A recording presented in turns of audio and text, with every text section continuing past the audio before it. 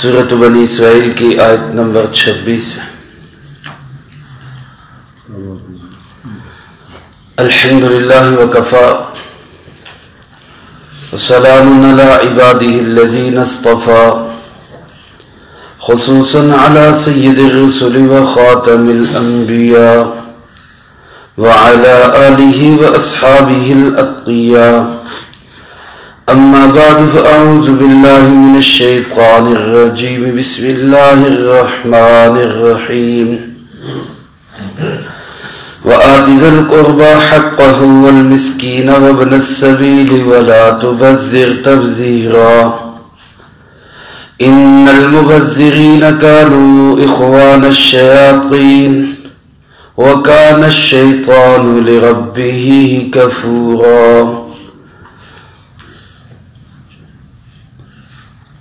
وآت ذا القربى حقه اور عطا کر دیجئے قریبی رشتہ داروں کو ان کا حق، والمسکین اور مسکین کو بھی، وابن السبیل اور مسافر کو بھی، ولا تبذر تبذیرا اور فضول خرچی مت کیجئے، ان المبذرین کانوا اخوان الشیاطین، بے شک فضول خرچی کرنے والے شیطان کے بھائی ہیں، وَكَانَ الشَّيْطَانُ لِرَبِّهِ كَفُورًا اور شیطان تو اپنے پروردگار کا بڑا ہی ناشکرا ہے۔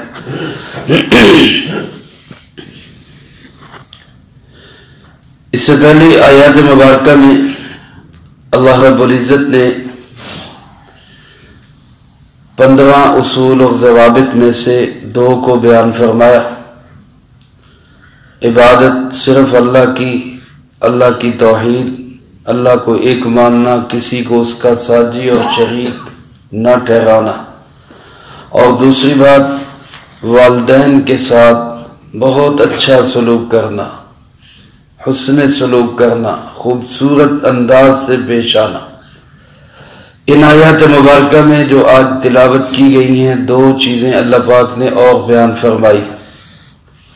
ان میں سے پہلی چیز فرمایا آت ذا القربى حقہ والمسکین وابن السبیل، اپنے قریبی رشتہ داروں کو ان کا حق ادا کرو اور مسافروں کو، مسکینوں کو ان کے حقوق ادا کرو۔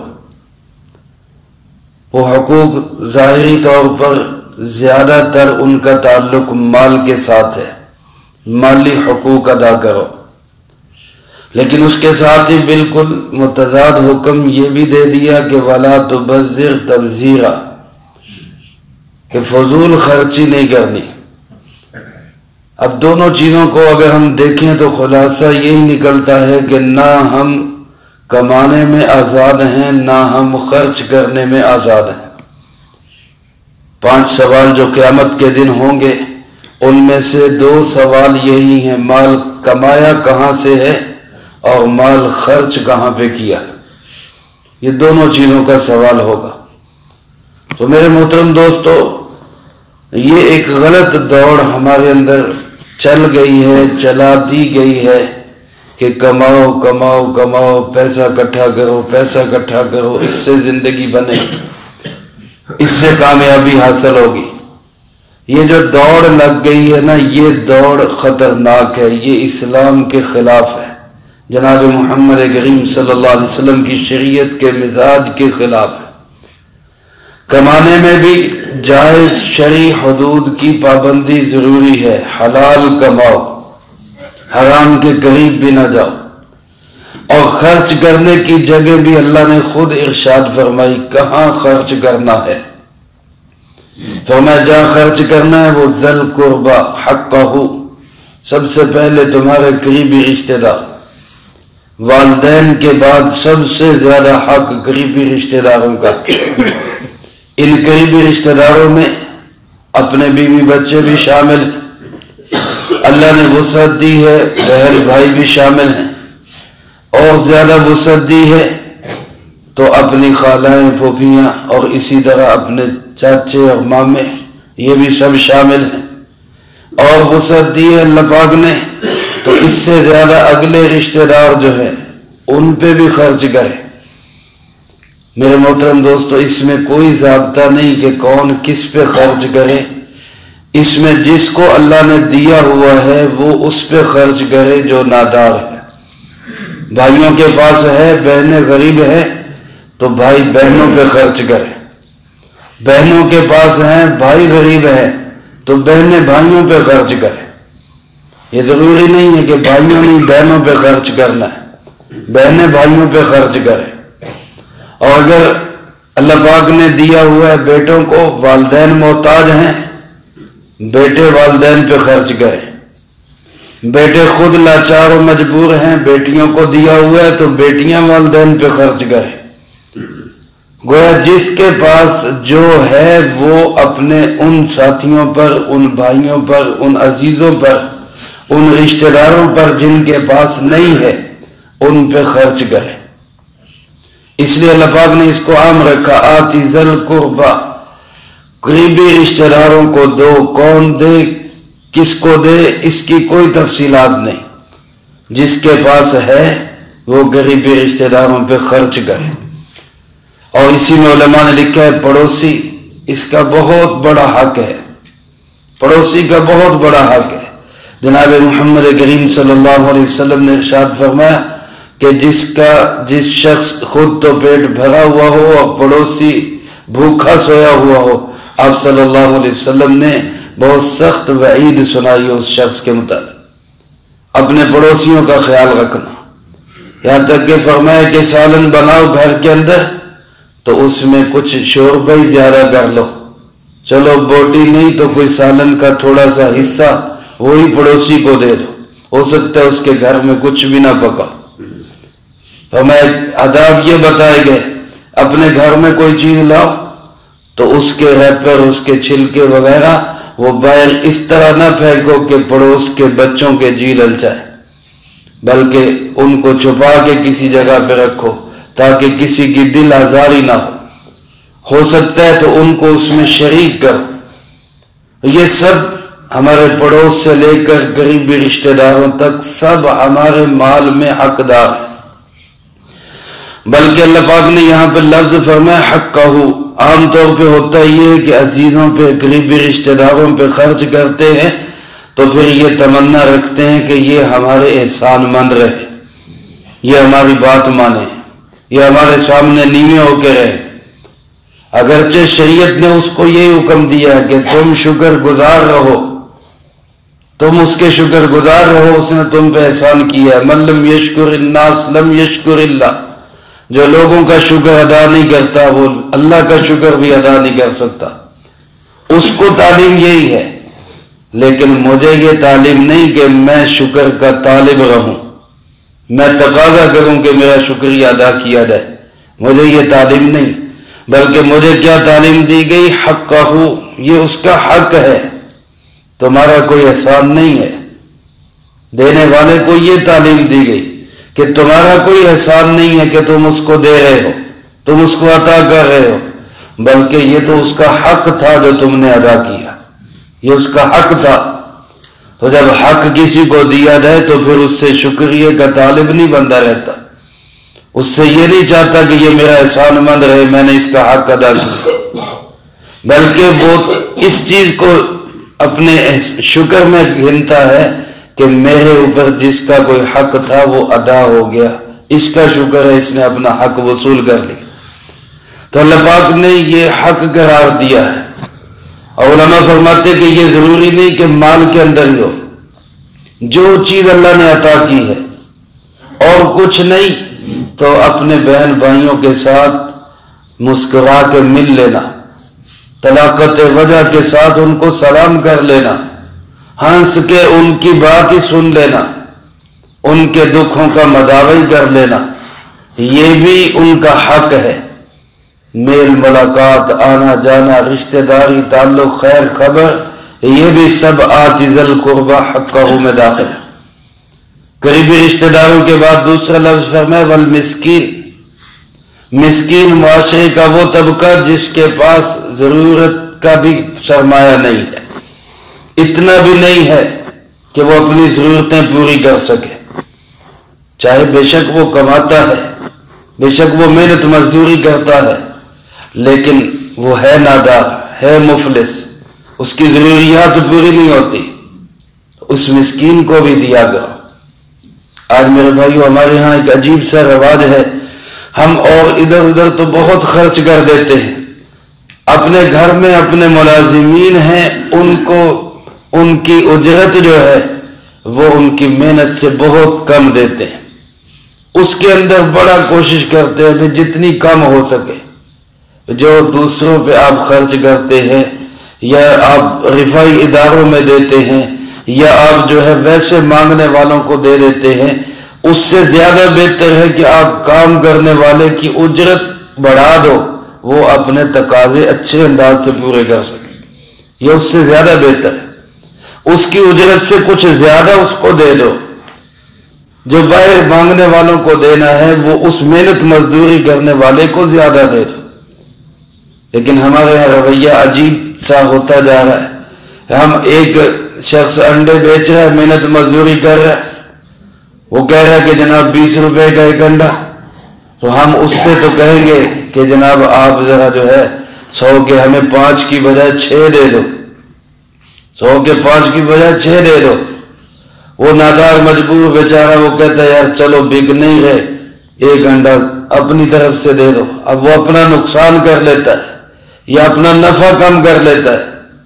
یہاں تو ہم یہ اس حد تک خیال رکھتے ہیں، اور جب کہیں بڑے ہوٹلوں میں جاتے ہیں وہاں 100 روپے 200 روپے 500 روپے ویسے ہی ٹپ کر کے دے دیتے ہیں، وہاں ہمارا معیار بن رہا ہے، وہاں ہمارا اسٹینڈرڈ بن رہا ہے۔ اس کو تو یہ جو غریب بیچارہ مزدور محنت مزدوری کر رہا ہے، اس سے 5 انڈے لیے اس کو 6 کے پیسے دے دو، یہ ایک تم کھا لینا، یہ میری طرف سے تمہارے لیے۔ ایک محنت مزدوری کرنے والے کو اس کے مال سے زیادہ دے دینا، اس کے حق سے زیادہ دے دینا۔ اب رکشے پہ سفر کر کے گرمی کا مہینہ دوپہر کا ٹائم، آپ کو پیاس لگی ہوئی ہے، اس بات کا احساس کر لیں کہ اس رکشہ چلانے والے کو بھی پیاس لگی ہوئی ہے، میں نے گھر جا کے پانی پی لینا ہے، اس نے تو پھر رکشہ چلانا ہے، چلو میں اس کو 20 روپے ویسے زیادہ دے دوں کہ چلو یار تم پانی پی لینا، اس کا دل بھی خوش ہوگا، اس غریب آدمی کے ساتھ اظہار ہمدردی بھی ہوگا۔ یہ اس طرح کے ماحول اگر ہم بنائیں، یہ لاکھوں مثالیں ہمارے معاشرے میں موجود ہیں، اگر ایسا ماحول و معاشرہ ہم بنا لیں تو یقین کریں گے لڑائی جھگڑے فسادات ختم ہونے شروع ہو جائیں۔ اللہ پاک فرماتے ہیں کہ قریبی رشتہ داروں کو دو، معاشرے کے مسکین مفلس نادار لوگ ان پہ خرچ کرو، وہ محنت مزدوری کر رہا ہے اس کی محنت مزدوری سے زیادہ اس کو دے دو، اور اسی طرح فرمایا وابن السبیل مسافر پہ خرچ کرو۔ آج میرے دوستوں مغرب نے ایسا نظام اور سسٹم بنایا، ہوٹل بنا دیے، بیڑا غرق ہو گیا، مہمان نوازی کی صفت ختم ہو گئی۔ کہاں پہلے ہوٹل ہوا کرتے تھے، جو سفر کرتے تھے مسافر، وہ مسافر جو ہیں وہ بستی والوں کے مہمان ہوا کرتے تھے، اور بستی والے خود ان پہ خرچ کرتے تھے، اور اللہ پاک نے اسی کی ترغیب دی ہے کہ مسافر اپنے گھر کے اندر بے شک وہ لینڈ لارڈ ہے، مال و دولت کا مالک ہے، لاکھوں کروڑوں پتی ہے، لیکن وہ حالت سفر میں ہے، اس کو کھانا کھلاؤ، اس کو پانی پلاؤ، اس پہ خرچ کرو، اس کا حق ہے۔ لیکن انہوں نے بیڑا غرق کر دیا، ہوٹل بنا دیے، کاروبار بنا لیے، اب مسافروں کو بجائے ان پہ خرچ کرنے کے وہ عام پیمنٹ سے بھی زیادہ پیسے وصول کیے جاتے ہیں۔ جو عام شہر کے اندر کھانا جتنے داموں میں ملتا ہے، راستے کے ہوٹلوں میں اس سے ڈبل کرائے پہ ملتا ہے، اس سے ڈبل اجرت پہ کھانا ملتا ہے۔ یہ سب کیا ہے؟ یہ اسی قرآن پاک کی تعلیمات کی مخالفت ہے، جس نے ہمارے معاشرے کو بگاڑ کے رکھ دیا۔ تو اللہ پاک ارشاد فرماتے ہیں یہ ان طبقات پہ خرچ کرنا یہ حق ہے ان کا، ان پہ کرو خرچ، یہاں پہ یہ ہے جگہ خرچ کرنے کی۔ اور اس کے ساتھ ہی دوسری طرف فرمایا وَلَا تُبَذِّرْ تَبْذِيرًا، یہ چوتھا حکم ہے، فضول خرچی مت کرو۔ تبذیر کا لفظ بھی قرآن کریم میں استعمال ہوا ہے، اور دوسری جگہ پہ اسراف کا لفظ آیا، کلوا واشربوا ولا تسرفوا انہ لا يحب المسرفین، کھاؤ پیو اسراف مت کرو کیونکہ اللہ پاک اسراف کرنے والوں کو پسند نہیں کرتے۔ ایک اسراف کا لفظ ہے، ایک تبذیر کا لفظ ہے۔ اسراف ہمارے ہاں اسراف کو بھی فضول خرچی کہتے ہیں، تبذیر کو بھی فضول خرچی کہتے ہیں، لیکن عربی زبان کے اندر بڑی وسعتیں ہیں، اس میں دونوں میں فرق ہے۔ ضرورت کی جگہ پر ضرورت سے زائد خرچ کرنے کو اسراف کہا جاتا ہے۔ ایک جگہ ہے ضرورت کی ہے وہاں لگانا ہے، شریعت نے اجازت دی ہے یہاں پہ خرچ کرو۔ مثال کے طور پہ مکان بنانا ہے تو مکان بنانے پہ شریعت نے اجازت دی ہے خرچ کر لو، لیکن وہاں جتنی ضرورت ہے اس سے زائد خرچ کرنا یہ اسراف کہلاتا ہے۔ آپ نے کھانا کھانا ہے، آپ مناسب کھانا بھی کھا سکتے ہیں، لیکن زائد کھانا لے کر اس کو خراب کر رہے ہیں، یہ اسراف ہے۔ آپ نے معمولی چیز کے ساتھ بھی گزارا ہو سکتا ہے، کپڑے پہننے ہیں، درمیانے درجے کے کپڑے بھی پہن سکتے ہیں، لیکن آپ لاکھوں کے جوڑے لے کر ایک رات کے لیے ان کو استعمال کرتے ہیں، پھر وہ فضول پھینک دیے جاتے ہیں، یہ اسراف ہے۔ ضرورت کی جگہ پہ ضرورت سے زائد خرچ کرنا یہ اسراف کہلاتا ہے، اور بغیر ضرورت کے بلکہ گناہ کے کاموں میں جہاں شریعت کہتی نہ خرچ کرو وہاں پہ خرچ کرنا یہ تبذیر کہلاتا ہے۔ یہ دونوں میں فرق ہے۔ حق کی جگہ پہ حق سے زیادہ خرچ کر دینا یہ اسراف ہے، اور بغیر حق کے باطل جگہ پر غلط جگہ پہ خرچ کرنا یہ تبذیر ہے۔ تو یہاں اللہ پاک نے تبذیر سے منع کیا کہ نہ حق اور غلط کاموں پہ خرچ مت کرو۔ اور جتنے میرے دوستو غلط کام ہے، شراب ہے، جوا ہے، تصویر سازی ہے، ویڈیو سازی ہے، یا اسی طرح جو ہے وہ پتنگ بازی ہے، فضولیات ہے، نمائش کی جگہ ہے، اور شادی بیاہ کے موقع پر جو فضول رسمیں ہیں، اسی طرح غمی کے موقع پہ جو فضولیات ہے، یہ سب جگہ وہ ہیں جہاں پہ خرچ نہ کرنے کا حکم ہے۔ یہاں پہ خرچ کرنا یہ تبذیر ہے، تبذیر ہے، اور اللہ پاک فرماتے ہیں یہ تبذیر مت کرو، لا تبذر تبذیرا، اپنے مال کو فضول میں مت ضائع کر۔ یہ مال اللہ کی نعمت ہے، یہ مال اللہ کا فضل ہے، اس اللہ کے فضل کو آگ میں جھونکنا، سگریٹوں پہ خرچ ہو رہا ہے، نشے پہ خرچ ہو رہا ہے، اللہ کے مال کو ضائع کرنے والی بات ہے۔ فرمایا یہ فضول خرچی، یہ بغیر ضرورت کے خرچ کرنا، لا تبذر تبذیرا، قیامت کے دن اس کا سوال ہوگا کہاں سے کمایا تھا، کہاں خرچ کیا، کہاں اڑا دیا۔ آج ہمارا فضول پیسہ بیت الخلا بنانے پہ لگ رہا ہے، بیت الخلا بنانے پہ، کچن بنانے پہ لگ رہا ہے، اور پھر وہی بنا کے اسی کو توڑ کے پھر بناتے رہتے ہیں، دوبارہ بناؤ۔ یہ ڈیزائن جو ہے اولڈ اور فیشن ہو گیا، اس کا فیشن ختم ہو گیا۔ گھر میں اچھے خاصے پڑے ہوئے برتن ہیں، بہترین استعمال ہو سکتے ہیں، فیشن ختم ہو گیا، اب ڈیزائن بدل گیا، یہ سارے برتن پڑے ہیں، فضول پڑے ہیں۔ یا تو یہ کہ چلو یہی اٹھا کے کسی مستحق کو دے دو، ہم اپنے لیے نئے لے آتے ہیں، کچھ تو کرو، وہ بھی رکھے ہوئے ہیں اور بھی لیتے آؤ۔ اللہ پاک فرماتے ہیں لا تبذر تبذیرا، میرے مال کو، میرے دیے ہوئے فضل کو، میری نعمت کو اس طرح غلط کاموں میں استعمال کرو گے یہ تبذیر ہوگا، یہ فضول خرچی ہوگی، ناحق خرچ ہوگا۔ اور فرمایا یاد رکھو ان المبذرین کانوا اخوان الشیاطین، جو اللہ کی نعمت کو ایسے ضائع کرنے والے ہوتے ہیں یہ شیطان کے بھائی ہوتے ہیں، یہ شیطان کے بھائی ہیں۔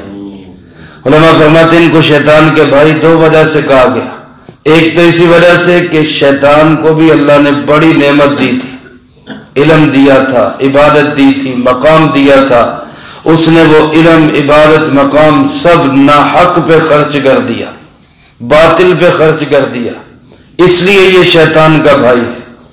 اور یا اس وجہ سے شیطان کے بھائی ہیں کہ کل قیامت کے دن ان کو شیطان کے ساتھ جہنم میں ڈالا جائے گا۔ اللہ ہم سب کی اس سے حفاظت فرمائے۔ اللہ فرماتے ہیں وَقَانَ الشَّيْطَانُ لِرَبِّهِ كَفُورًا، شیطان تو اپنے رب کا بڑا ناشکرا ہے، کفور ہے، کافر بھی نہیں، کفور ہے، بڑا ناشکرا ہے۔ تم اس کے ساتھ بھائی بندی کیوں بناتے ہو؟ تم اس کے ساتھ تعلق کیوں رکھتے ہو؟ جن چیزوں سے وہ جن چیزوں کی طرف بلاتا ہے ان سے تم بچو، فضولیات پہ خرچ نہ کرو۔ میرے محترم دوستو، آج میں اور آپ قرآن کریم کی اس ہدایت سے کوسوں دور چلے گئے، کوسوں دور چلے گئے۔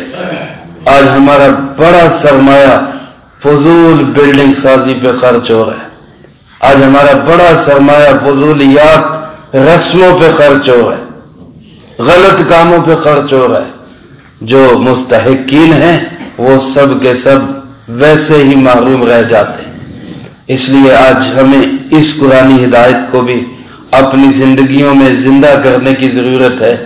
اپنے عزیز و اقارب، معاشرے کے نادار لوگ، اسی طرح مسافر، ان کا ہم خود خیال رکھیں، یہاں پہ مال کو لگائیں، اور جو فضول اور گندی جگہیں ہیں ان پہ اپنے مال کو بالکل خرچ نہ کریں۔ خرچ کرنے سے پہلے بھی پوچھ لیا کریں، سوچ لیا کریں۔ آج تو اللہ معاف کرے، کمانے سے پہلے پوچھنے والے ختم ہو گئے، بہت کم لوگ رہ گئے جو پوچھ لیتے ہیں کہ جناب ہم اس طرح کمائی کرنے لگے ہیں، یہ کمائی کرنا جائز بھی ہے یا نہیں؟ لیکن یہ پھر بھی کوئی اکا دکا ہے۔ لیکن کبھی کسی نے یہ سوال آج تک پوچھا ہی نہیں کہ جی ہم یہاں پہ خرچ کرنے لگیں، شرعاً یہاں پہ خرچ کرنا جائز بھی ہے کہ نہیں، یہاں پہ لگانا جائز بھی ہے کہ نہیں۔ اللہ ہم سب کو اس کی قدر کرنے کی توفیق نصیب فرمائے۔ یہ قرآن کا حکم ہے اور ہمیں اس کو اپنی زندگیوں میں زندہ کرنا ہے۔ اللہ پاک ہم سب کو ان قرآنی احکامات اور ہدایات پر عمل پیرا ہو کے دوسروں تک پہنچانے کی توفیق نصیب فرمائے۔ جو عزیز و اقارب، ماں باپ، بزرگ فوت ہو رہے ہیں، ان کا ذکر دیا کہ ان کے لیے کیسے خرچ کریں؟ ہاں، ان کے لیے یہ گزشتہ درس میں بھی یہ مختصر سی بات آئی تھی کہ والدین اگر دنیا سے چلے بھی گئے ہیں تو ان کے جو دوست ہے، والدین کے دوست، ان کے ساتھ حسن سلوک کیا جائے، ان پہ مال خرچ کیا جائے، اور اسی طرح ان کے جو رشتہ دار ہیں ان پہ خرچ کیا جائے۔ اور ایک صورت اس کی یہ بھی ہو سکتی ہے کہ ان کے لیے کوئی ایصال ثواب کی صدقہ جاریہ کی شکل بنائی دے۔ مثال کے طور پہ کسی کو راستہ دے دینا، جگہ فراہم کر دینا، کوئی مسجد بنا دینا، کوئی دینی درسگاہ بنا دینا، کوئی تعلیم کی دوسری شکل کتابیں مہیا کر دینا، یا کسی بچے کی فیس ادا کر دینا، یہ سب وہ جو ہے چیزیں ہیں جن کو صدقہ جاریہ کہا جا سکتا۔ سائے کا انتظام کر دینا، ٹھنڈے گرم کا انتظام کر دینا، یہ ساری چیزیں صدقات جاریہ کی شکلیں۔ تو یہ والدین کے لیے ان کے ایصال ثواب کے طور پر یہ اگر کوئی کام کر دیا جائے تو یقیناً یہ بھی ان کے لیے بہت بڑا ان کا حق بھی ہے اور ان کے لیے باعث اجر بھی ہوگا۔ اور اس کے علاوہ یہ ہے کہ ان کے لیے دعائے مغفرت جتنی زیادہ ہو سکے دعا کی جائے، یہ سب سے زیادہ ان کا حق ہے۔ یہ تو آسان بھی ہے اور ہر کوئی کر بھی سکتا ہے۔ اللہم لک الحمد کما ینبغی لجلال وجہک وعظیم سلطانک، اللہم لا احصی ثناء علیک انت کما اثنیت علی نفسک، اللہم لک الحمد کما انت اہل، صلی علی محمد کما انت اہل، وافعل بنا ما انت اہل، فإنک اہل التقوی واہل المغفرہ، اللہم احسن عاقبتنا فی الامور کلہا واجرنا من خزی الدنیا وعذاب الآخرہ، اللہم انا نسألک الہدى والتقى والعفاف والغنى، اللہم اکفنا بحلالک عن حرامک واغننا بفضلک عمن سواک، اللہم باقیتا کباقیت الولید، رب ارحمہما کما ربیانی صغیرا، ربنا هب لنا من ازواجنا وذریاتنا قرۃ اعین وجعلنا للمتقین اماما، ربنا آتنا فی الدنیا حسنہ وفي الآخرة حسنة وقنا عذاب النار. ربنا لا تزغ قلوبنا بعد إذ هديتنا وهب لنا من لدنك رحمة إنك أنت الوهاب. ربنا تقبل منا إنك أنت السميع العليم وتب علينا إنك أنت التواب الرحيم. صلى الله على النبي الكريم وعلى آله وأصحابه أجمعين برحمتك يا